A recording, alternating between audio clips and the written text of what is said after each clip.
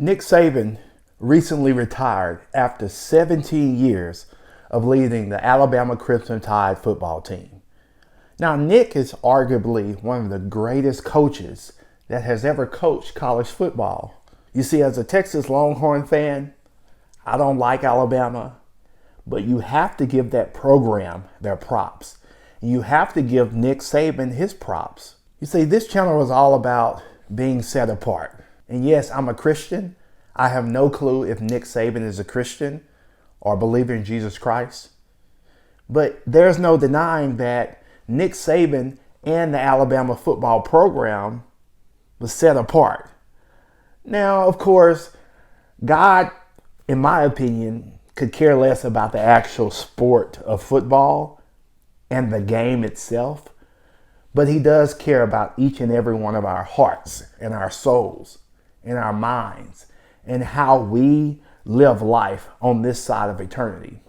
And again, I don't know if Nick is a Christian or not, but the work that he put in to restore that program is second to none. So whatever occupation you have, I encourage you to work that occupation and to work your purpose and to know your gifts and to serve your purpose as best as you can. God gives us all gifts and we all have a purpose. It's up to each and every one of us to work whatever occupation we have, giving glory to God at every moment. Nick Saban won 6 national titles at Alabama, elevating an already iconic program to the stratosphere of the spot while cementing himself as the best to ever walk a college sideline. Although retirement had become an increasingly common topic around the 72-year-old, he also had given indications that he would return for the 2024 season and remains in strong health. Saban has often talked about how he has been affiliated with teams almost his entire life and doesn't know how he would function without one, but he's ready to find out. Saban's impact on Alabama is astounding. He finished in the top 10 in each of his final 16 seasons, winning 9 SEC titles and making 8 college football playoff appearances.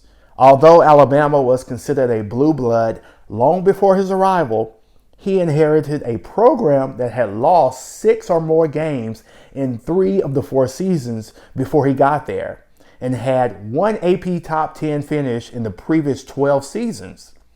He changed how programs structure their staffs and infrastructure while lifting the university's profile to new heights. You can see here in this article the type of work and the type of focus that Nick Saban had while at Alabama. Very few college football programs can say that. So of course, this is about sports. And at the end of the day, win or lose, life goes on. But about retirement and what the Bible has to say about retiring from an occupation, it really doesn't say that you must retire from your job. But whatever your occupation is, and if you live to see or experience retirement as far as your 9-to-5 job or a business that you own, God still wants you to serve a purpose, a greater purpose than yourself. So if you're 20 years old, or if you're at retirement age at 70 or 75, no matter what your occupation is, God still encourages you and wants you to be fishermen of men and to tell them about the greatness of God and continuously do things that will have a lasting legacy, not only on your life, but the life of your family. I've never met Nick Saban. I've experienced him coach Alabama when they came to Austin to play the Longhorns. But there's no denying that Nick Saban, despite his flaws and despite his sin, because we all have flaws, we're all sinful people. But despite all of that, Nick Saban is a mentor.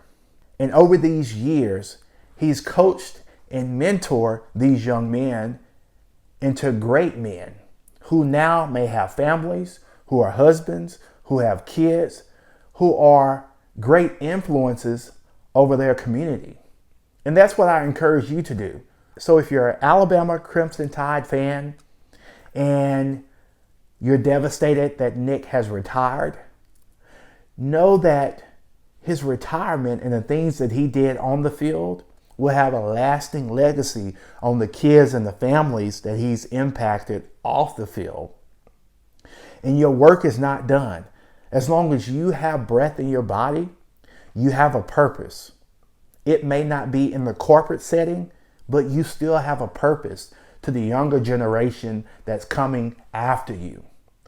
So, as we sit here and ponder on who will be the next coach at Alabama, know that Nick Saban has left a lasting legacy on that program.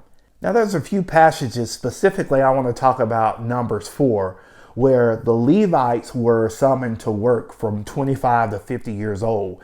Now, after they turned 50 years old, they were required to retire, I believe, from that specific act of service. Now, after 50 years old, when they retired, they could continue to assist their brothers, but they could not continue to work. So, although we retire from a specific occupation, we should never retire from serving God, from living out our purpose, and to blessing others with the gifts that we have and the gifts that God has instilled in us. So whatever the retirement age is, your work is not done. God still wants you to be disciples of men. He wants you to be fishermen of men. God gets all the glory. And even if you do retire, and even once you retire, I encourage each and every one of you to give God the glory, because He's the reason you were allowed and able to work for 20 or 30 years, depending on your occupation. So let me know what you guys think in the comments. Yes, Nick Saban has retired. Will the Alabama Crimson Tide football program be the same? Who will be the next coach at Alabama? No one knows. But continue to serve God the best that you can. And know that when your retirement comes on this side of earth, that God still wants you to work to your fullest potential. Continue to remain set apart. God bless. Take care.